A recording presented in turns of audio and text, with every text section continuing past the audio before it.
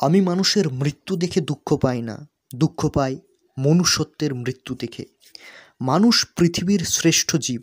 জৈবিকতা থেকে মানবিকতার দিকে এগিয়ে চলাই তার ধর্ম। কিন্তু জীবনে চলার পথে প্রায়শই সে ভীরুতা, দুর্বলতা এবং সংস্কারের দ্বারা আচ্ছন্ন হয়ে পড়ে। সংস্কারাচ্ছন্ন মানুষ জাত, ধর্ম, বর্ণ, ভাষা ইত্যাদির বেড়াজালে আটকে পড়ে নিজেদের মধ্যে বিভেদ সৃষ্টি করে।